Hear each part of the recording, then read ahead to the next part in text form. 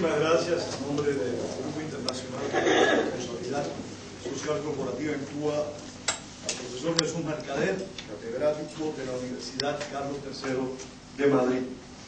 Gracias.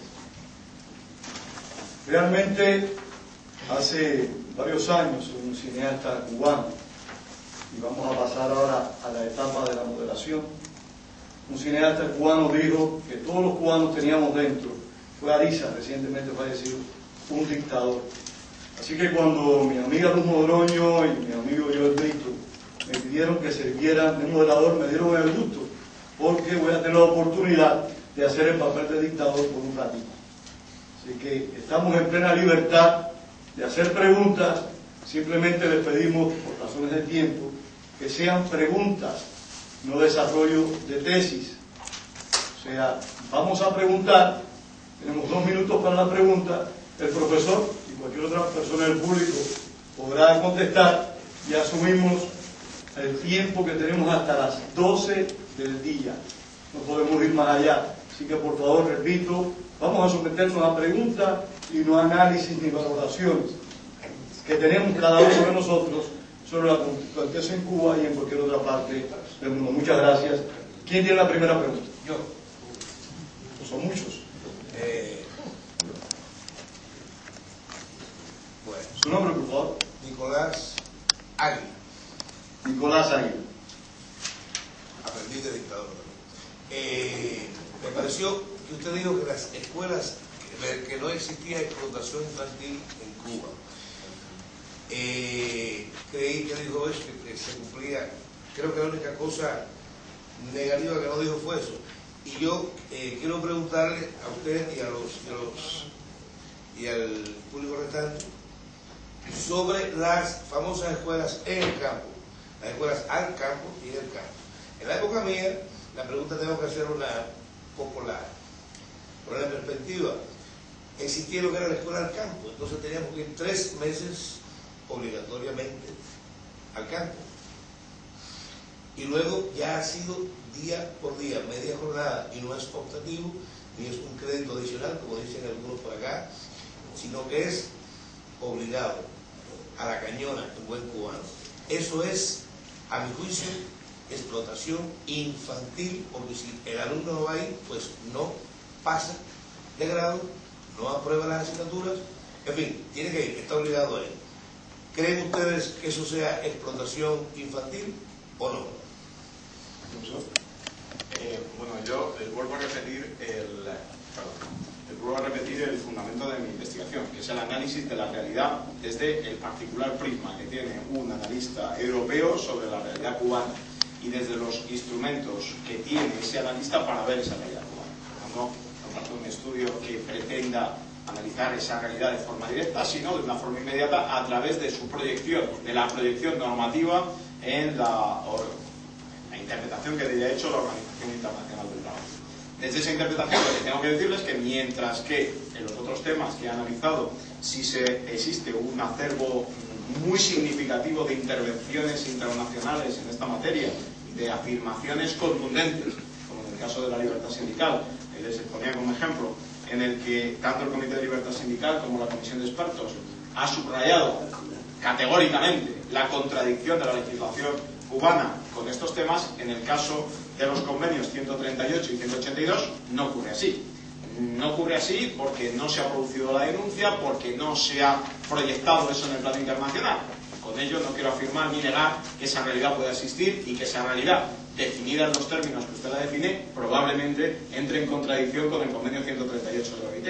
Lo que digo es que en su proyección internacional y desde un aspecto científico, es decir, desde esa objetividad que hemos tratado de seguir en el estudio que hemos realizado, no se puede afirmar categóricamente que esas actividades tengan esa condición porque no hay una declaración desde... Hay muchas, ya en el exterior se está denunciando, en todos los foros se está denunciando la superexplotación infantil que existe en Cuba. Independientemente de que no esté recogido. Sí, bien, sí, no. Ustedes me parece que tienen recogido bastante. Ahora, creo que si hay algún lugar, si contradice también el punto de ese 80, que no sé cuál es, pues de todas maneras, en la práctica, y no es nada subjetivo, es muy objetivo, los muchachos están pasando además ahora hambre y hay promiscuidad sexual, porque tengo informes muy en los naranjales y esos lugares, porque van a una fiesta sexual, y profesores con alumnos. Es más, que la explotación además de laboral es sexual en esas escuelas en el campo. Las denuncias han sido puestas en muchos lugares y sería interesante, conveniente, que ustedes también pues hicieran eco. Tomo nota de sus reflexiones y procuraremos incorporarlas en el momento oportuno. Muchísimas gracias, Nicolás. Juan Manuel. Yo trabajé en el Ministerio de Agricultura por un tiempo. Cuando el Ministerio de Agricultura se hacía el plan de producción del año, en las producciones de cítricos y frutales, en las producciones de café y cacao, en las producciones de tabaco, si no se utilizaba el trabajo de los escolares, no se realizaba la producción, en primer lugar. Y en segundo lugar, se calculaba el salario que se ahorraba utilizando a los trabajadores escolares, como se les llama. La concentración, por ejemplo, de las escuelas al campo se hacía precisamente en los lugares de producción agrícola específica. De ahí, por ejemplo, Matanza, el sur de Matanza, toda la franja sur para el cítrico, en el caso de Guantánamo para el cacao, o en el caso de Pinar del Río para el problema del tabaco. O sea, había una conciencia directa de los que dirigían la producción, eso era fuerza de trabajo. Es claro. Roberto, ¿había pedido la palabra? Sí, yo también iba a preguntar sobre esa línea, ¿no? Porque me había llamado la atención de que no se reconociera la explotación infantil en Cuba. Y yo doy testimonio porque yo fui becario, me pasé muchos años limpiando naranjales. Y es una realidad que hay en aquel país. También quería preguntar, ¿no? Si este libro se va a publicar en español o no. Sí. Sí. Pues yo lo cojo en inglés. Súper torpe. Y bueno, lo que sí quería preguntar, ¿cree usted que esto que se está viendo en Bolivia ahora y lo que se vio en Cuba hace unos meses de una empresa española que prohibió que cubanos entraran a un hotel y que miembros de la Unión Europea celebraran una fiesta en un hotel, ¿usted cree que esto de alguna manera puede cambiar la política de las inversiones españolas en el exterior? Me pregunto usted sobre un tema que no tengo conocimiento, le puedo dar mi opinión, pero mi opinión como la que podemos tener cualquiera de los aquí presentes, es decir, desde el punto de vista técnico no le puedo decir si eso va a intervenir o no. Evidentemente lo que sí parece claro es que hay una cierta regresión en cuanto a esa idea e indudablemente creo que por razones de sentido común, aunque uno no tenga fundamentos económicos para afirmarlo, lo que sí se puede ver con claridad es que estas realidades desde luego desincentivan la inversión en el exterior. No sé con qué alcance, ni con qué contenido, ni en qué tiempo, pero indudablemente sí son elementos claramente desincentivadores, ¿no? Las últimas actuaciones del gobierno boliviano pues creo que son evidentes en este sentido, suponen un desincentivo más que notable para los inversores en ese país. La realidad cubana parece que el desincentivo a la inversión, por lo que por medios periodísticos puedo informarme, viene también del propio gobierno, que está de alguna forma limitando, que está iniciando una política de limitación en las zonas francas y en otras actividades vinculadas con las inversiones extranjeras, por lo que ya no solo será los recelos del país inversor, sino las limitaciones que el propio país donde se invierte pueda establecer a ese desarrollo. Pero indudablemente todos esos factores no son desde luego nada positivos para crear un buen clima de concordia y comunicación que facilite las inversiones extranjeras. Olivio Campos de Curazao, que tiene una experiencia muy interesante sobre la explotación de los trabajadores cubanos. Bueno, yo cuando levanté la mano era en referencia a lo de la escuela al campo, que yo también fui becada 3 años y bueno, tenía que ir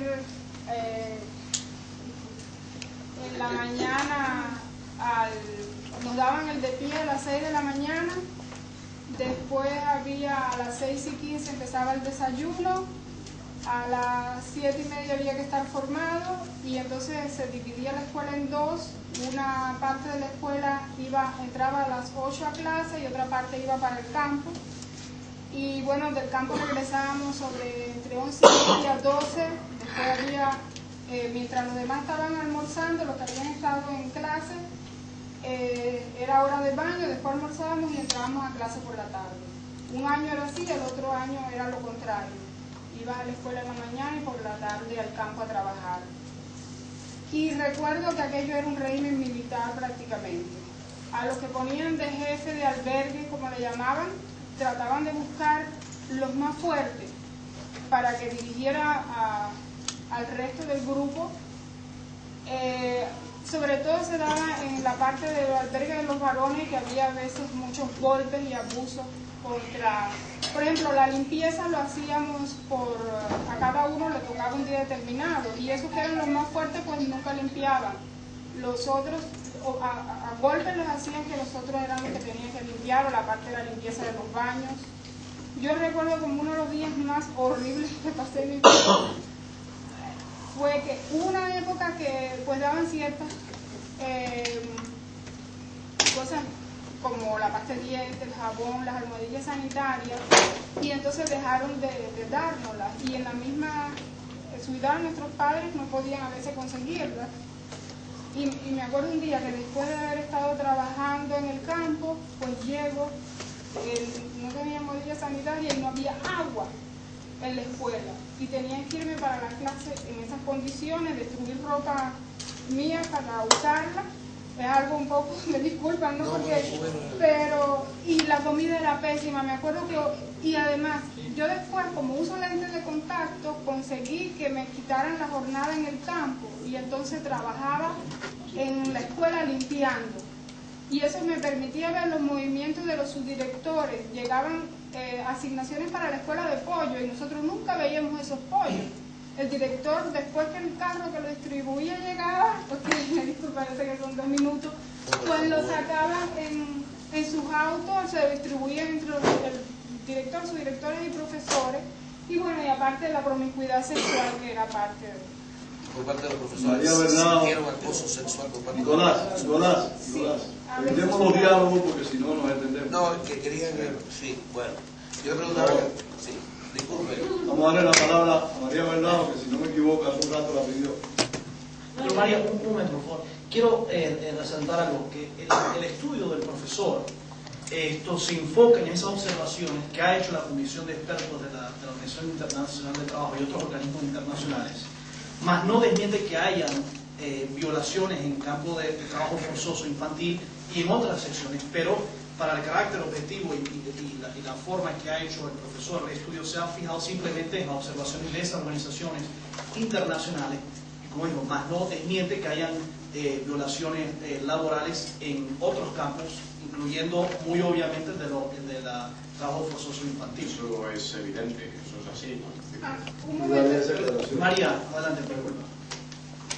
No, yo tengo una pregunta, pero un comentario es que igual que en el trabajo que estamos realizando con las víctimas de castigo, el testimonio de las personas que han vivido esto es poderosísimo. O sea, a veces el trabajo documentado, bibliográfico, histórico, por supuesto que es necesario, pero el testimonio personal tiene un impacto tremendo. O sea que me parece muy interesante las apreciaciones que sí, yo si me prende sería un apunte, ¿no? Es decir, claro, la realidad jurídica es la que es, y todos sabemos que el derecho siempre va por detrás de la realidad.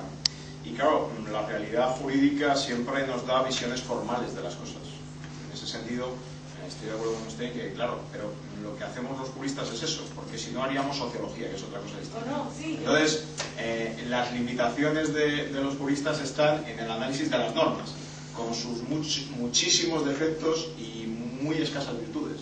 Pero a partir de esa idea, porque eso es lo que nos permite reconstruir con esas herramientas, y no, estamos entrando en terrenos en los que yo francamente no me podría mover con solvencia científica, ¿no? Porque no son terrenos de mi especialidad, porque ahí tendríamos que manejar series estadísticas de datos, tendríamos que establecer criterios de valoración sobre esa realidad. A partir de ese dato, lo que, como muy bien decía Tomás Bilbao, y y yo comparto al 100% en el resultado de este libro. Lo que aquí se dice no engloba toda la realidad. En este libro no está toda la realidad. Está la realidad que ha emergido y que ha emergido a través de una fuente particular como son las normas internacionales y la intervención de los organismos internacionales. Esto no significa, como muy bien les decía, que haya otras realidades que aquí no se contemplan. Sí, pero dicen que no lo hay. Por favor, por favor. No dice. Vamos a mantener el orden. Yo siento entusiasmo. No lo hay. Yo le sugiero, Perdóname, por favor. niega, porque esto es un punto importante. Niega que existe. Dicen que no hay educación infantil. O algo existe. No. Con su permiso, señor, yo creo que después de que lea el libro va a tener mucho más claro lo que sí y lo que no está dentro del libro. No, el libro, tengo la palabra, así que me disculpa. El libro es formidable y a mí me gusta también. O sea, esto es un instrumento necesario, valiosísimo. Lo que yo quería decir es que es importante complementarlo con la vivencia personal, al llevar este mensaje al extranjero. Pero mi pregunta es más académica.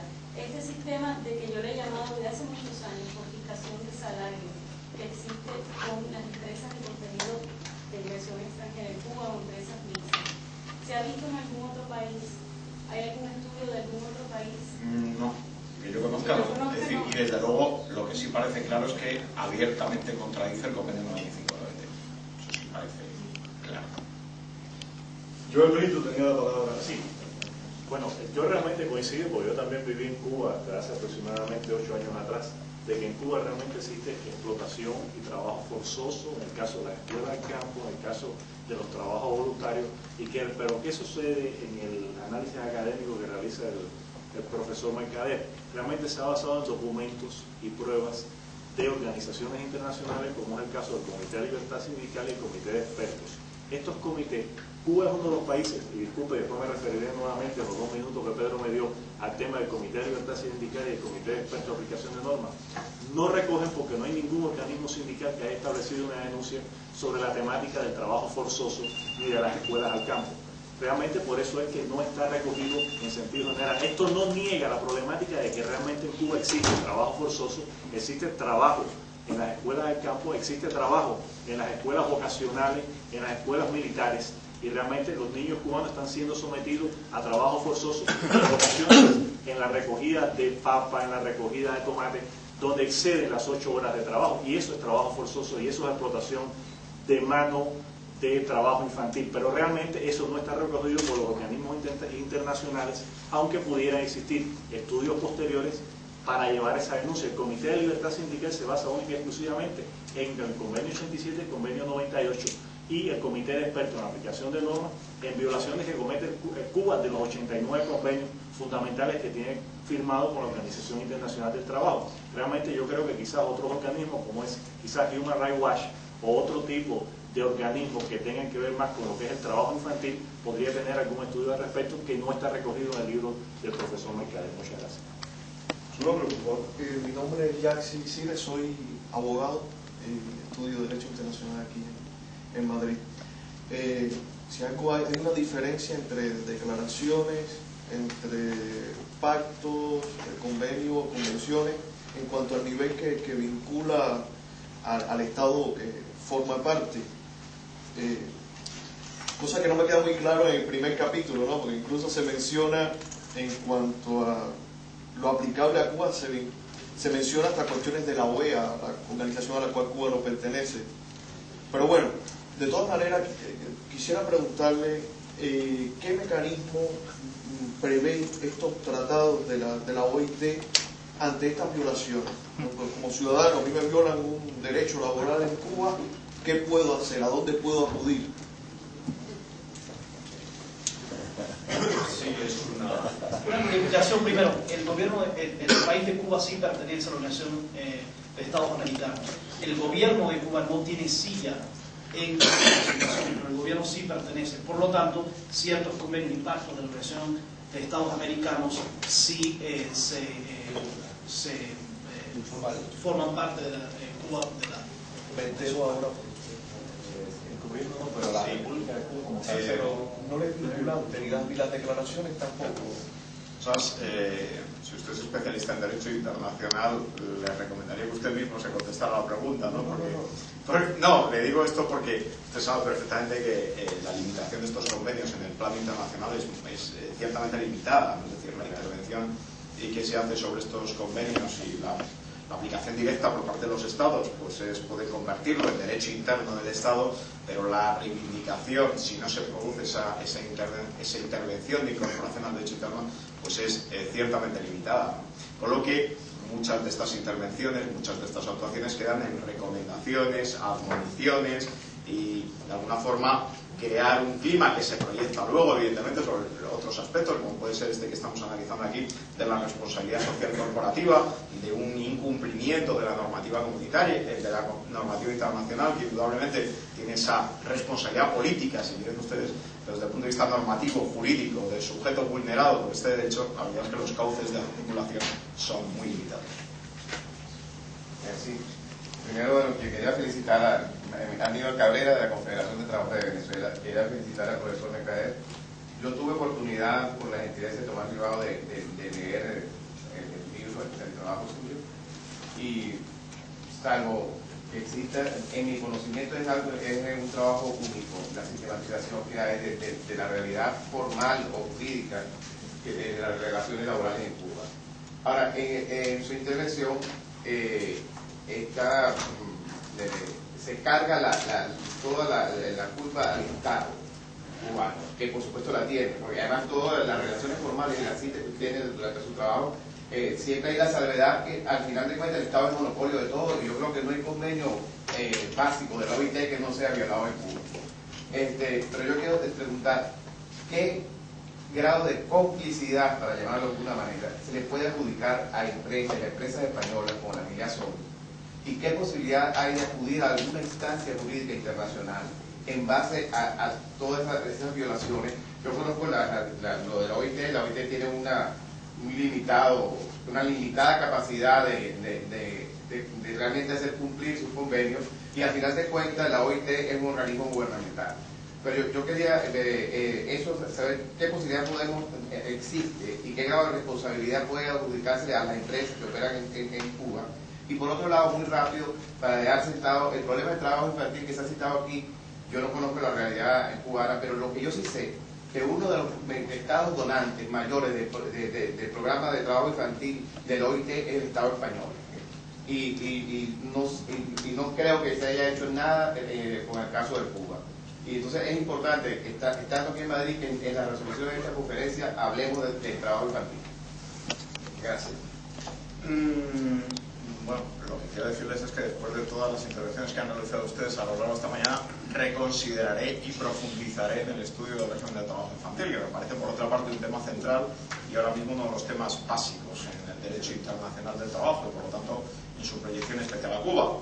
Les vuelvo a repetir que lejos de mi voluntad el haber fundado en cualquiera de ustedes la idea de que en Cuba no hay actuaciones que pudieran vulnerar los convenios internacionales en materia de trabajo infantil. Vuelvo a insistir que los instrumentos que hasta ahora hay, que lo he explicado extraordinariamente bien Joel Brito, son limitados, y por tanto la valoración que podemos alcanzar está bien limitada. Eso no excluye que pueda haber realidades de esos y de otros temas que pudieran suponer vulneraciones de los convenios internacionales. Quede dicho. En cuanto a los temas de posibles acciones en esta materia, bueno, la posibilidad de emitir usted un juicio de intereses en relación con la actuación de las empresas españolas. Bueno, es evidente que si la responsabilidad corporativa se mide en los términos que se mide internacionalmente, aquellas empresas que realizan actividades en países donde existe limitación del ejercicio de esos derechos fundamentales pudieran también ser susceptibles de ser consideradas como empresas que no están ejerciendo adecuadamente esa responsabilidad social corporativa. Por tanto, dicho lo que acabo de decir, es evidente que aquellas empresas que actúen en países, como es el caso de Cuba, en la que, como acabamos de decir, el núcleo duro de los derechos sociales fundamentales básicos, que es el núcleo duro también de la responsabilidad social corporativa, no se cumple, ahí hay un desajuste notable de esa regla. A partir de ahí, ¿qué instrumentos hay de actuación frente a esos incumplimientos? Pues muy limitados. Es decir, la responsabilidad social corporativa, si los convenios internacionales tienen un valor limitado, las normas y las adhesiones a principios o actuaciones en materia de responsabilidad social la tienen aún menos, porque los códigos de conducta internacionales en materia de responsabilidad social tienen un valor ético, moral, orientador, pero en ningún caso un valor jurídicamente vinculable para aquellos sujetos que se encuentran dentro de su campo de actuación. Es más, la posibilidad, por ejemplo, de accionar en el Estado español o en otros estados, ha habido intentos de hacerlo en Estados Unidos, o aquí en España se han planteado precisamente con la empresa Sol Meliá algunos pronunciamientos de tribunales españoles en esta materia, de personas que trabajan en esos países que reclaman porque la empresa es española en España. Los tribunales españoles se han declarado incompetentes para conocer esa materia. Por lo tanto, las limitaciones de acción judicial en esas cuestiones pues están severamente recortadas, sin perjuicio de que este tipo de principios de acción social corporativa tienen ese impacto social o ese impacto sobre la imagen corporativa, sobre la respetabilidad social de la empresa, pero insisto, desde el punto de vista jurídico, los instrumentos de articulación y sanción de esos incumplimientos pues todavía son muy limitados. Profesor Mena. Sí, yo quisiera hacer algunas observaciones muy precisas y breves. La primera, con respecto al llamado trabajo voluntario no retribuido en beneficio de la sociedad, consagrado en la Constitución de 1976, sí hay pronunciamientos de la OIT denunciando los aspectos coercitivos que puede tener ese trabajo, principalmente representados por las notas que se inscriben en el expediente laboral de ese trabajador sobre si participa o no en el trabajo voluntario, y si no participa, las consecuencias que ello puede acarrear. Eso en primer lugar. En segundo lugar, con respecto al trabajo infantil, debo decir que está consagrado en la Constitución de Cuba, porque la Constitución dice que el sistema de enseñanza de Cuba se basa en la combinación de educación con trabajo. Ahí mismo está ya entronizado el principio de que el escolar tiene que trabajar, y tiene que trabajar en labores productivas. Y yo quisiera saber en qué forma la recogida del café, por ejemplo, a la que han sido obligados a trabajar muchos escolares, tiene que ver con la enseñanza. No tiene, por supuesto, ninguna relación con la enseñanza. Y en tercer lugar, pues la cuestión del trabajo infantil está no solamente reflejada en los convenios internacionales de la OIT, que el profesor Mercader nos ha citado, sino también en el Código del Niño, adoptado por las Naciones Unidas y por otros documentos internacionales, como el Pacto sobre los Derechos Económicos, Sociales y Culturales. Esas son las tres observaciones que quería hacer. Muy bien. Señor, que tendrá usted. Vamos a permitir que el profesor Mercader responda. No, en el caso de don Efraín Córdoba no tengo nada que responder. Es una autoridad en la materia, citado en varias ocasiones a lo largo de este trabajo, con trabajos fundamentales en esa materia, y las dos precisiones que ha hecho pues son muy fundadas. Y pero es importante destacar que dentro del libro se habla sobre el trabajo forzoso laboral y la discriminación que puede existir en los expedientes laborales en no participar en esos trabajos supuestamente voluntarios. Sí aparece. Así es, pero... Es expedientes laborales y estudiantiles también. Escolares también. Señor, su nombre. Mi nombre es Antonio Peláez. Entre otras cosas me dedico a recibir a cubanos que llegan aquí como refugiados. Un caso que nos ha sucedido muchas veces es de personas que eran contratadas en cruceros de turismo, que llegaron a España y aquí se quedaron, pero aparte de que allí el barco actúa como agente fiscal del gobierno de la dictadura de Cuba y les retiene más de la mitad del sueldo para mandárselo a Cuba, les retienen como si fueran sucursal de la seguridad del Estado de Cuba el pasaporte. Y hay un sindicato aquí en Madrid, en la calle Hortaleza, que es el que en teoría se supone que todas estas cosas fraudulentas hechas en la Marina Mercante se encargan ellos. Parece que el encargado que tienen se debe llamar Nicasio, porque hasta ahora ni uno. Más que eso, ¿se podría hacer algo en esto? No, iba a decir, de parte del Grupo Internacional por la Responsabilidad Social Cooperativa en Cuba, se está manejando ya, gracias al trabajo de Oliva Ocampo en Curazao, el tema de los trabajadores cubanos contratados, bien sea en terceros países o por empresas como la que usted ha manejado. Inclusive estamos trabajando con 3 obreros que estaban trabajando bajo condiciones forzosas de trabajo, bajo condiciones de esclavitud, lo haremos claro, en Curazao, que ahora están en Estados Unidos, y estamos preparando un caso que bajo la legislación internacional y americana pueden presentarse ante las cortes americanas para reclamar esos daños ante la empresa en Curazao y ante las embarcaciones que en este caso participaron en el trabajo forzoso en ese astillero. Así que, aunque el libro no profundiza el tema, el Grupo Internacional por la Responsabilidad Social Cooperativa sí trabaja ese tema y está incluso tan avanzado que estamos presentando un caso ya ante instancias jurídicas. José León Ramírez, de Colombia, de la Confederación de Trabajadores y presidente de la Federación de Petroleros y Químicos. El Grupo de Responsabilidad Social, y en este debate tan pequeño se han tocado 2 o 3 puntos, el de la juventud, pero no se han tocado uno de los puntos, sino ligeramente, de la exportación que está haciendo el gobierno cubano del ser humano a trabajar, no solamente en Curazao, que fue donde se inició esta labor, y en los buques mercantes, sino en Venezuela los médicos. En Colombia ya tenemos 200 profesores que los gobiernos maquiavélicamente, y esto ya va en 4 gobiernos de América, esperamos que ya Bolivia sea el 5º, y Dios quiera que no lleguen a Argentina a explotar los trabajadores cubanos con la inteligencia que muchos de ellos salen por su régimen forzado.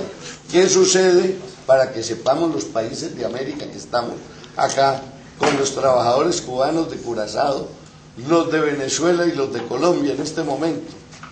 El gobierno hace arreglos de gobierno a gobierno por 8 horas de trabajo hombre, con un pago de $160 día, porque son técnicos en determinadas materias que exporta Cuba para la América. Creo que ya deben de estar exportando también a Europa, porque Fidel Castro no deja eso para perjudicar a muchos países y a sus propios trabajadores. De $160 día les paga en Curazao $12, en Colombia 12 pesos cubanos, porque no es la plata como se dice que coge directamente el gobierno, sino les paga 12 pesos cubanos, que son 20 centavos de dólar, por las 8 horas de trabajo, y a muchos de ellos $12 cuando están en el exterior para sus gastos. Pero $12 ni en Curazao ni en Colombia, y mucho menos en Venezuela, que lo está pagando con petróleo, da esto. Yo creo que esta denuncia debe salir en una de las resoluciones de la corporación. ¿Para qué? De nuestra corporación de responsabilidad corporativa, para evitar que siga infiltrándose con bajos sueldos a los trabajadores cubanos en América, sobre todo porque tenemos una influencia que están de varios gobiernos de izquierda, eso no es un secreto, y otros de derecha como el de Colombia, que por tener callado a Fidel Castro le acaba de recibir 200 profesores, que eso de las escuelas, para enseñarle a los grupos de colombianos en las zonas más marginadas, donde ¿qué les va a enseñar? Que la revolución tiene que seguir, la famosa FARC tiene que seguir, y fuera de eso la extrema derecha que tenemos. Entonces creo que debemos pronunciarnos, porque es un peligro para América y lo está regando en Europa también. Gracias. La verdad es que, claro, en un estado como el cubano, con su particularidad de ser estado empleador, es decir, el estado es el que emplea y es el que distribuye, las limitaciones a su actuación, la verdad es que son complejas. ahí lo único que puede haber es la acción social internacional y la denuncia de ese tipo de actuaciones. En cuanto a la legalidad de las mismas, de acuerdo con la legislación cubana, pues tengo más dudas. Pedro, una aclaración. José León, si recordarás las declaraciones de la primera conferencia que tuvimos hace un año aquí en Madrid, entre las denuncias que hicimos se encontraba la denuncia de los trabajos forzosos en terceros países. Quizá lo que deberíamos hacer este año es aclarar un poco más y enfocarnos en los ejemplos concretos que tú has hablado sobre Venezuela y Colombia. Pero sí se incluyeron esas denuncias dentro de las resoluciones de la convención pasada. ¿Su nombre, por favor? Sí, Ricardo Carreras, de Solidaridad Española con Cuba. En primer lugar, yo quería también felicitar al profesor Mercader por lo que es un trabajo excelente. En segundo lugar, quería comentar que quizás parte del malentendido que se ha aclarado felizmente venía por el título, porque el título es de la realidad laboral. Yo pienso que el análisis es más bien de la normativa. ¿Estamos de acuerdo? Claro, parte de una premisa, y es que un Estado respeta sus propias normas. Y entonces la realidad de un país normal, vamos a decir entre comillas, se adecua con la normativa. Sin embargo, sabemos que en Cuba eso no ocurre. O sea, por ejemplo, el proyecto Varela está basado en la Constitución y la Asamblea Popular no le ha hecho ningún caso. El Estado cubano viola sus propias normas. Y ahora viene la pregunta, si puede haber algún instrumento en relación con las organizaciones laborales internacionales para verificar, o cuál otro instrumento que se les ocurre, para verificar el grado de cumplimiento o de respeto del Estado cubano con esas normas, porque sabemos que esas normas violan la normativa internacional, pero es que con frecuencia el propio Estado cubano viola sus propias normas. Esto es la pescadilla que se muerde a la cola, diríamos aquí en Madrid, en España, ¿no?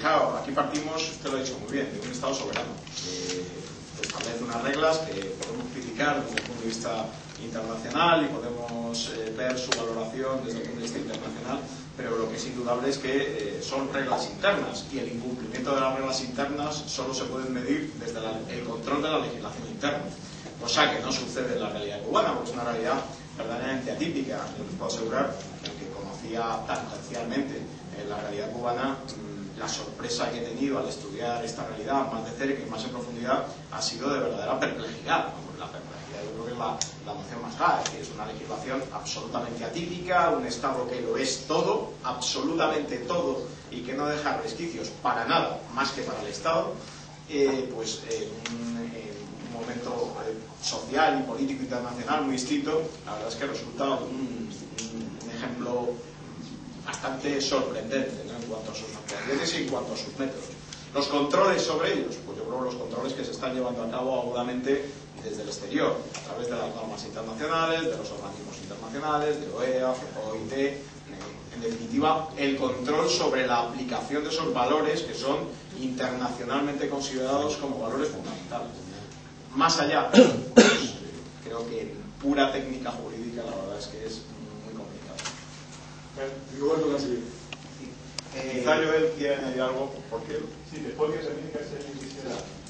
Ya yo sé que es muy complicado muchas veces actuar frente a países o sistemas como estos, ¿no? Y los cubanos deberíamos tomar nota que es una responsabilidad nuestra, más que de nadie. Pero dicho eso, a mí sí hay algo que me preocupa, porque por ejemplo, aunque parece que no, en España la cantidad de obreros, y ahí hubo un artículo no hace mucho de Miguel Ángel que denunciaba esa realidad, en España se vienen dando, no con el gobierno actual, desde gobiernos anteriores, la presencia de decenas y decenas de obreros cubanos que vienen a trabajar aquí, que lo tienen asignado ahí mismo en Rivas, en la construcción, en Canarias, se han dado escándalos. ¿Quién da la visa a esos obreros? Eso lo da el gobierno español. Así que nosotros, yo creo que sí podríamos estudiar, hay una serie de instrumentos y yo pienso que de requisitos que podríamos seguir siempre y cuando de verdad querramos actuar. Bien, yo ya en la primera reunión lo decía, ¿no? La mujer era un poco beligerante. Tal vez nosotros deberíamos de ser un poquitito más agresivos, ¿no?, en algunas actuaciones. Pero yo creo que es verdad que hay muchas cosas que no se pueden hacer y que nos quedan muy distantes, pero vuelvo y repito, en la misma España, ¿quién da la visa? ¿Por qué el Estado español permite que se asilen a esos obreros en diferentes barrios? Aquí mismo en Madrid, no aquí en Canarias, cuando tú lo denunciaste, Miguel Ángel, que estaban en Canarias, lo tenemos aquí. Son vecinos nuestros. Pero son, acláreme porque yo no conozco esa realidad también como la conoce usted. Son obreros de la construcción que lo traen aquí, a cambio de... Pero vienen con empresas cubanas o a trabajar en empresas españolas. Mire, esto es una amalgama tan rara que tú no sabes ni dónde empieza uno y dónde termina el otro. Bueno, que sí, claro es que a esos trabajadores se les aplica la legislación española. Se empezó diciendo que muchos de estos obreros venían aquí a pagar ciertas deudas, que era lo mismo que pasaba en Curazao, a pagar ciertas deudas que tenía el gobierno cubano.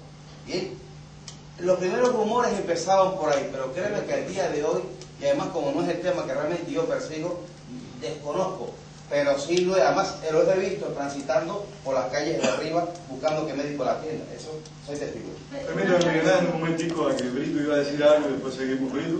Sí, bueno, es que la explotación de la fuerza de trabajo cubana, dada para todos los cubanos que salimos al exterior, trata de que Cuba técnica exportaba fuerza de trabajo para que no se la ayuda mutua económica. Benemérez me refrescaba la memoria ahora cuando los soviéticos, los rusos no querían cortar árboles a la Siberia. Los negros nuestros tenían que ir a cortar árboles a la Siberia. Es decir, no es nada nuevo la explotación de la fuerza de trabajo de Cuba. Lamentablemente, todos estos organismos internacionales, como es el caso de la propia Organización Internacional del Trabajo y la Comisión de Derechos Humanos de las Naciones Unidas, trabajan bajo mecanismos de mucha burocracia y realmente no tienen fuerza para realizar una intervención humanitaria como a lo mejor muchas personas quisieran que se hiciera en el caso de la violación de los derechos laborales y sindicales que se cometen por parte del gobierno de Cuba. Realmente, estos organismos solamente lo que hacen es año tras año señalar al gobierno de Cuba cuáles son las violaciones que cometen de las normas internacionales y de los convenios que tienen que firmar con el caso de la Organización Internacional del Trabajo. Y el gobierno de Cuba, lamentablemente, todos los años llega ahí, y en los últimos 3 años ha llegado de forma muy agresiva a decirle al Comité de Libertad Sindical que lo que está haciendo es plegarse a los intereses del imperio norteamericano. En esa terminología, el ministro de Trabajo, Alfredo Morales Cartaya, trató de caotizar la última reunión del Comité de Libertad Sindical en la 92 conferencia de la Organización Internacional del Trabajo celebrada en Ginebra el pasado año. Lamentablemente estos son organismos burocráticos que no tienen fuerza sobre cambiar una política definida por un gobierno que es un gobierno que todos conocemos, que lleva tiranizando al gobierno del pueblo de Cuba por más de 47 años. Mientras que subsista esa problemática, el Grupo Internacional en el mes de noviembre presentamos una denuncia ante la Comisión Interamericana de Derechos Humanos. Los jueces tomaron nota de aquello, le hicieron el señalamiento a la República de Cuba y por supuesto del gobierno de la República de Cuba ni media respuesta. En el mes de junio va a funcionar la 93 conferencia de la OIT. El gobierno de Cuba va a continuar dando respuesta al citado caso 2258, que ahí está, en aquellos folletos aparece el caso 2258 completamente reflejado, las denuncias que hace la Confederación Internacional de Organizaciones Sindicales Libres y la Confederación Mundial del Trabajo, y el gobierno cubano se aprovecha de la propia burocracia que existe en estos organismos para decir que el próximo año entonces reformulará el Código del Trabajo. Llevan 10 años reformulando el Código del Trabajo para ponerlo a tenor a los cambios económicos que según ellos han sucedido dentro de la economía cubana. Y todo esto nosotros sabemos que no son cambios radicales, son cambios cosméticos para cumplimentar una normativa a nivel internacional, o de lo contrario hacer lo que hizo Alfredo, el ministro de Trabajo, que fue caotizar la última reunión del Comité de Libertad Sindical. Es bien difícil la temática esta, y yo creo de que la solución no la tenemos nosotros en la mano. Nosotros lo más que podemos hacer desde el punto de vista sindical y desde el punto de vista de activistas de derechos humanos es continuar la denuncia constante, como dice el carceller en este caso, denunciar el caso de los trabajadores. Quizás la prensa pueda hacer entrevistas a los trabajadores estos, como hizo Livio Campo con el caso de los 3 trabajadores de Curazao, como hizo José León, que le dio protección en Colombia, cuando estos 3 trabajadores cubanos, denunciar al gobierno, cuando de España, denunciarlo. Bueno, denunciarlo, pero bueno, para hacer una denuncia del gobierno de España nosotros tenemos que tener las pruebas, y yo creo que la prueba más fehaciente la puede tener la propia prensa cuando le da una entrevista a esos trabajadores. Yo no sé ni dónde están esos trabajadores, ni cómo me entero por ti en esta ocasión.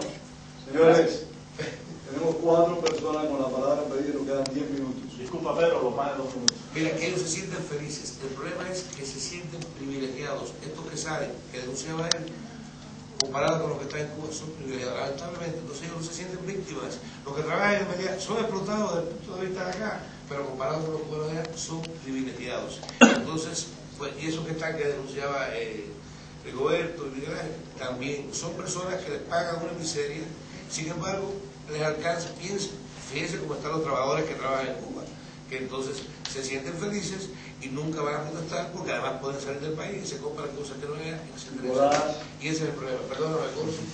Pero bueno, creo que venía. Está bien, pero bueno. Muchas gracias, Nicolás. Gracias a usted, Gonzo. Y perdóname, profesor. No se preocupe. ¿Usted tiene algo que decir al respecto? No, adelante. Bueno, tenemos a Miguel Ángel que iba a decir algo de Islas Canarias. Vamos a ver. No fue solo Islas Canarias. Miguel Ángel García, del Centro de Información de Estudios. En el año 2002-2013 se hizo una denuncia sobre el funcionamiento en Canarias de la empresa cubana que se dedica a la exportación de personal trabajador. Hemos hecho denuncias también en Madrid, en la prensa, del empleo de trabajadores cubanos en turismo. Concretamente, mientras estuvo funcionando aquí en Madrid la comercial cubana Sociedad Anónima y el ranchón de la comercial cubana en Torrejón de Ardoz, que era una empresa española de capital compartido entre capital cubano e ibérica de flota.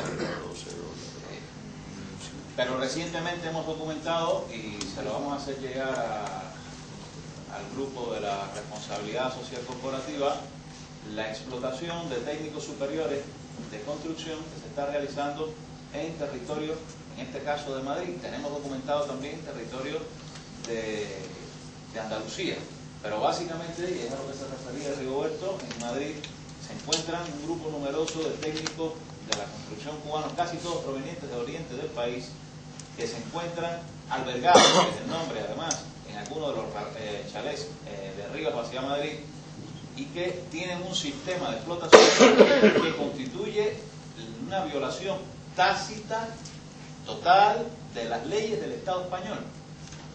No es el tema de que el Estado cubano, como Estado que monopoliza la mano de obra y que hace dentro del país lo que le da la gana con las pseudoleyes que no cumplen, las violente, sino que ha trasladado la violación de las leyes, de las cuales es un ejemplo reconocido en el mundo, a la violación de las leyes de terceros países. Y en estos momentos, en territorio español, se están violando las leyes de trabajo españolas y no existe un seguimiento real de este tema. Se ha denunciado, hemos tenido muchos problemas para denunciar por a lo que hacía referencia Nicolás, pero constantemente se están quedando. Mañana estará aquí en esta conferencia, yo lamento no poder estar mañana porque tengo un compromiso de hace mucho tiempo para el día 4, pero estará un miembro de nuestra asociación que fue un alto ejecutivo de Cuba Técnica y que es un hombre bajo asilo político que se presentará mañana a dar información de primera mano. Muchas gracias, Miguel Ángel. Yo sí quería decir que evidentemente la vulneración de normas de derecho imperativo interno en España tiene instrumentos de tutela claros en nuestro país, que es la denuncia a la Inspección de Trabajo. Es decir, que si hay conocimiento de un incumplimiento de la normativa laboral española y del sometimiento de unos trabajadores a un régimen jurídico distinto del español, se aplica aquí el principio de la ley del lugar de trabajo, por lo tanto se aplicaría la ley española y más las normas que imperativamente se establecen como normas de derecho necesario del orden público laboral. Ahí es categórico que la competencia es de la Inspección de Trabajo y con una simple denuncia de la Inspección de Trabajo se podría abrir un procedimiento inspector y sancionador contra esas empresas. Por lo tanto, no estamos aquí, afortunadamente, en el territorio cubano, donde las posibilidades de acción son sumamente limitadas, sino en un país donde creo que razonablemente funcionan las normas y donde hay instrumentos de sanción para los incumplimientos de la normativa laboral bastante efectivos. Por lo tanto, creo que el trámite de acción es relativamente sencillo. Denuncia a la Inspección de Trabajo. Luis Paul. Soy Livingston Paul de Cuba. Estuve en Holanda, trabajé muchos años en Pax Christi de Macor. Ya hace 6 meses en Holanda editamos un estudio que se llama Inversiones de Cuba, Inversiones de Cuba, solidaridad con publicidad. Se enfoca en la complicidad de los terceros países, terceros o empresas extranjeras, no tanto porque los denuncian, claro, también lo que está haciendo Cuba y violando Cuba, pero esto lo sabemos, y eso es muy difícil cambiar, tú ayudas, y eso no interesa mucho eso, dado que la inversión bien, la plata bien. Entonces yo creo que esa conferencia deberíamos, porque hay muchos que se enfocaron en eso, hacer un estudio sobre la complicidad de otros países y empresas, porque hay muchos ejemplos muy concretos. Ya hace 10 años editamos también, publicamos como Pax Christi un informe de un capitán de la Marina Mercante que describe exactamente cómo pues Castro está pagando su deuda externa por la explotación de los trabajadores en la Marina, ¿no? Y tenían cada puerto que visitaba aquí en Europa firmar un papel diciendo que por lo menos los trabajadores, los marineros recibían $1.000 de salario, en realidad recibían $20 al mes y a veces 8 o 9 meses no recibían nada. El chantaje siempre está con la familia en la isla. Bueno, Curazao es otro caso muy concreto de explotación laboral como método de pagar la deuda externa. Hay mucha resistencia de autoocuparse, o sea, que nosotros tenemos que estudiar, hacer un estudio, y esa conferencia yo creo que es por excelencia la oportunidad de hacer un estudio sólido de la complicidad de otros países. Holanda, por ejemplo, también es cómplice por lo que pasa en la dockyard, en el astillero, en Curazao. Tenemos que, yo creo que desde ahora en adelante concentrarnos en un estudio muy concretos como el señor ahora menciona del Estado de España. Hay múltiples ejemplos muy ilustrativos del fenómeno. Nos quedan escasamente 5 minutos, tenemos 3 personas a intervenir: María Guardado, José María Lancero y Aníbal Cabrera. Así que, María, 5 minutos para los 3. Breve nota aclaratoria sobre la fuerza laboral cubana en el extranjero. Por lo que yo he podido identificar, hay 2 formas. Una es el envío de profesores médicos a países en Latinoamérica, hasta donde yo sé, incorporan también Guatemala, Honduras, Bolivia, donde se envían por razones propagandísticas y políticas que le sirven a la agenda de Fidel Castro, pero que le suplen a los gobiernos de sus países una necesidad de enviar a estas personas a lugares donde sus propios médicos, etcétera, no desean ir o no pueden ir, etcétera, y que le generan un ingreso neto al gobierno cubano. De hecho, yo tengo cifras, hay años que mismos ministros cubanos han dado las cifras: 18 millones por los médicos. Con mucho gusto, al que quiera estudiar esto, yo se lo puedo pasar. O sea, que estoy de acuerdo que hay que hacer un estudio concienzudo de este fenómeno. Pero en segundo lugar, son las brigadas de trabajo, que son las que están viendo en España, en Curazao, que por lo que yo he podido identificar, son parte del conglomerado que yo le he llamado Fidel Inc., que son empresas directamente de creación en el extranjero, pero que son empresas controladas por el Consejo de Estado cubano, que van directamente a la reserva del comandante y no pasan por las cuentas nacionales. Y esto existe en el mundo entero, en Japón, en Holanda, en Sudáfrica, especialmente en España, y que en realidad, yo estoy oyendo esto de que es para pagar la deuda, eso es falso. No están pagando, por lo que yo tengo entendido, la deuda cubana, sino que estas reservas van directamente al Consejo de Estado cubano, que es de Fidel Castro. Vale la pena que eso se siga, porque yo creo que la legislación nacional de estos países, en los 2 casos, debe operar, y que simplemente hay que llevar el caso a las cortes. El extranjero sí es pagar el dedo que tiene con el extranjero, la reparación de barcos. Profesor, ¿tiene alguna respuesta? José María Lanceros. Sí. Simplemente una cuestión, no sé si queda para ahora que no hay tiempo, sí para después, y es ver un poco cuáles serían los mecanismos, dado que se conoce que en Cuba las empresas extranjeras pagan un salario que después llega mínimamente al trabajador, y que se sabe que las empresas seguro que saben que el gobierno se queda con ese dinero, saber cuáles pueden ser los mecanismos de defensa, tanto para que esas empresas no puedan lavarse las manos, como para que el gobierno cubano no se quede con este dinero. No sé si el catedrático pudiera comentarnos algo. Yo creo que hay la acción internacional, señor Pastor. Yo creo que hay la denuncia ante los organismos internacionales del incumplimiento claro del convenio 95 de la OIT es el único instrumento de actuación, porque volvemos a lo de siempre, ¿no? Es decir, a efectos cubanos es legislación interna y es normativa plenamente aplicable. Habrá que actuar, o me imagino que tendrán pensado actuar por la vía internacional. Desde la denuncia yo creo que clara y evidente de que se está produciendo por esa vía un incumplimiento de un convenio de la OIT que es categórico en ese sentido, ¿no? En el sentido de que ese tipo de actuaciones y ese tipo de comportamientos contradicen abiertamente la norma internacional.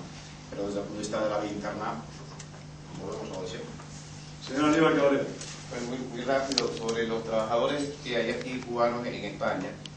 Yo quisiera pedir, ya a nombre del Grupo por la Responsabilidad Social Corporativa y no por CTV, si se puede concretizar, porque yo tengo reunión mañana con el secretario internacional de la UGT, Juan Manuel Bonmán, y yo quisiera llevarle como una solicitud de esta conferencia, la denuncia, pero de la manera más concreta posible, porque yo sé que ellos han trabajado con Ecuador, ya han trabajado con los ecuatorianos, han hecho varios trabajos, y yo creo que no habría ninguna duda de que ellos tienen que actuar, moralmente están obligados a actuar.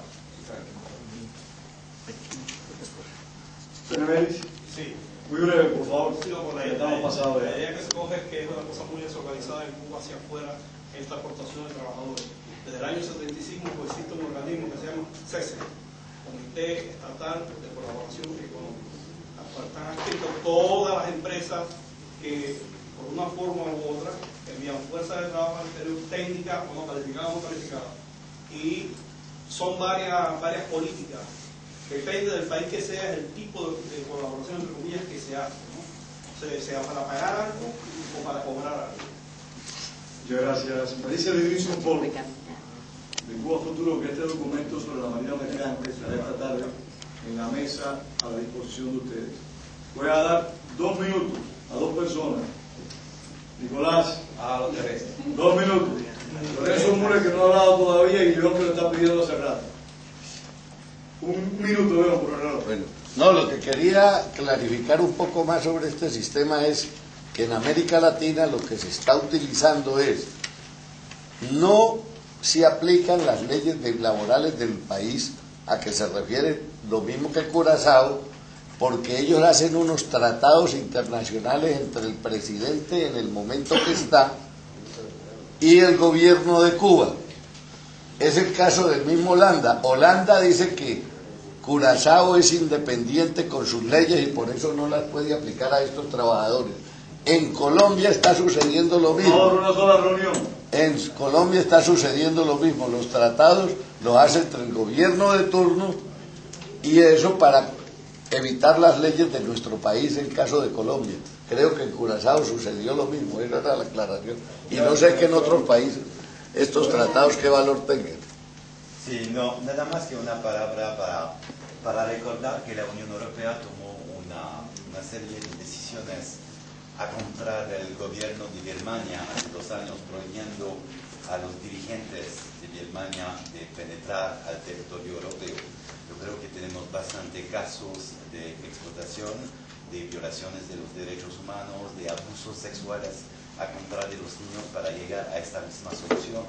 No sería una vía de lanzar a la opinión pública internacional una señal muy fuerte en cuanto a la posición de la Unión Europea y específicamente en cuanto a las privaciones de los derechos laborales. Bueno, muchísimas gracias. Muchísimas gracias. El tiempo se nos ha terminado. Tenemos un breve receso para tomarnos un café. Estamos de nuevo aquí a las 2:15. Gracias, profesor. Yo doy testimonio porque yo fui becario. Me pasé muchos años limpiando naranjales. Y es una realidad que hay en aquel país. También quería hacernos preguntar, ¿no? Si este libro se va a publicar en español o no. Sí. Sí. Pues yo lo cojo en inglés. Y bueno, lo que sí quería preguntar, ¿cree usted que esto que se está viendo en Bolivia ahora y lo que se vio en Cuba hace unos meses de una empresa española que prohibió que cubanos entraran a un hotel y que miembros de la Unión Europea celebraran una fiesta en un hotel, ¿usted cree que esto de alguna manera puede cambiar la política de las inversiones españolas en el exterior?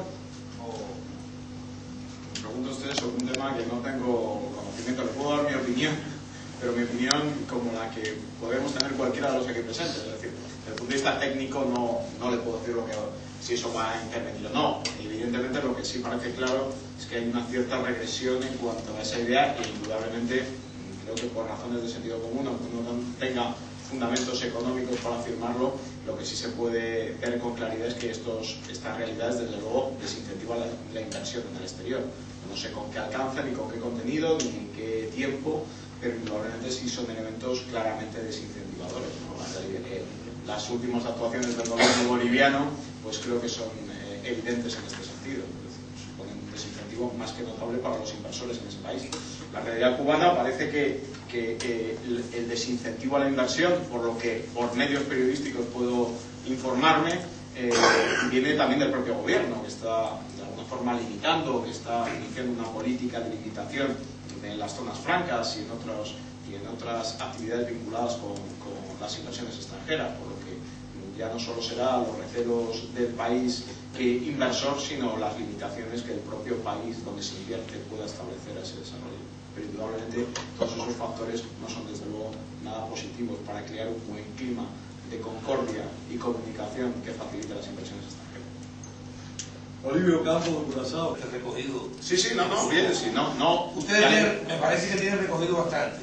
Ahora, creo que si hay algún lugar, si contradice también el punto de ese 80, no sé cuál es, pues de todas maneras, en la práctica, y no es nada subjetivo, es muy objetivo, los muchachos están pasando además ahora hambre y hay promiscuidad sexual, porque tengo informes muy en los naranjales y esos lugares, porque van a una fiesta sexual, profesores con alumnos. Es más, que la explotación además de laboral es sexual en esas escuelas en el campo. Las denuncias han sido puestas en muchos lugares y sería interesante, conveniente, que ustedes también pues hicieran eco. Tomo nota de sus reflexiones y procuraremos incorporarlas en el momento futuro. Muchísimas gracias, Nicolás. Juan Manuel. Yo trabajé en el Ministerio de Agricultura por un tiempo.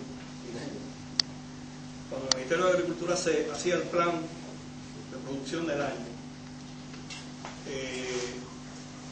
en las producciones de cítricos y frutales, en las producciones de café y cacao, en las producciones de tabaco, si no se utilizaba el trabajo de los escolares, no se realizaba la producción, en primer lugar. Y en segundo lugar, se calculaba el salario que se ahorraba utilizando a los trabajadores escolares, como se le llama.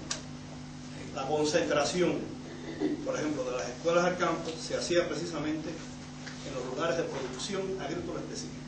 De ahí, por ejemplo, Matanza, el sur de Matanza, toda la franja sur para el cítrico. En el caso de Guantánamo, para el cacao, o en el caso de Pinar del Río, para el problema del tabaco. O sea, había una conciencia directa de los que dirigían la producción, eso era fuerza de trabajo. Es claro. Roberto, ¿había pedido la palabra? Sí, yo también iba a preguntar sobre esa línea, ¿no? Porque me había llamado la atención de que no se reconociera la explotación infantil en Cuba. Y yo tuve una experiencia muy interesante sobre la explotación de los trabajadores cubanos. Bueno, yo cuando levanté la mano era en referencia a lo de la escuela al campo, que yo también fui becada 3 años y bueno, tenía que ir en la mañana nos daban el de pie a las 6 de la mañana, después a las 6:15 empezaba el desayuno, a las 7:30 había que estar formado y entonces se dividía la escuela en dos. Una parte de la escuela entraba a las 8 a clase y otra parte iba para el campo. Y bueno, del campo regresábamos entre 11:30 y 12. Después había, mientras los demás estaban almorzando, los que habían estado en clase, era hora de baño, después almorzábamos y entrábamos a clase por la tarde. Un año era así, el otro año era lo contrario. Ibas a la escuela en la mañana y por la tarde al campo a trabajar. Y recuerdo que aquello era un régimen militar prácticamente. A los que ponían de jefe de albergue, como le llamaban, trataban de buscar los más fuertes para que dirigiera al resto del grupo. Sobre todo se daba en la parte del albergue de los varones, que había a veces muchos golpes y abusos contra, por ejemplo, la limpieza lo hacíamos a cada uno le tocaba un día determinado, y esos que eran los más fuertes pues nunca limpiaban.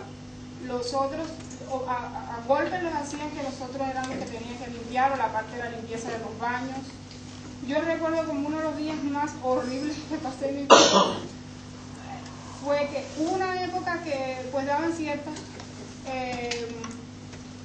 cosas como la pasta de dientes, el jabón, las almohadillas sanitarias, y entonces dejaron de dárnoslas, y en la misma ciudad nuestros padres no podían a veces conseguirlas. Y me acuerdo un día que después de haber estado trabajando en el campo, pues llego, no tenía almohadilla sanitaria y no había agua en la escuela, y tenía que irme para la clase en esas condiciones, destruir ropa mía para usarla. Muchísimas gracias en nombre del Grupo Internacional de Responsabilidad Social Corporativa en Cuba al profesor Jesús Mercader, catedrático de la Universidad Carlos III de Madrid. Gracias. Realmente hace varios años un cineasta cubano, y vamos a pasar ahora a la etapa de la moderación, un cineasta cubano dijo que todos los cubanos teníamos dentro, fue Ariza, recientemente fallecido, un dictador. Así que cuando mi amiga Luz Modroño y mi amigo Joel Brito me pidieron que sirviera de moderador, me dieron el gusto, porque voy a tener la oportunidad de hacer el papel de dictador por un ratito. Así que estamos en plena libertad de hacer preguntas, simplemente les pedimos, por razones de tiempo, que sean preguntas, no desarrollo de tesis. O sea, vamos a preguntar, tenemos 2 minutos para la pregunta, el profesor y cualquier otra persona del público podrá contestar, y asumimos el tiempo que tenemos hasta las 12 del día.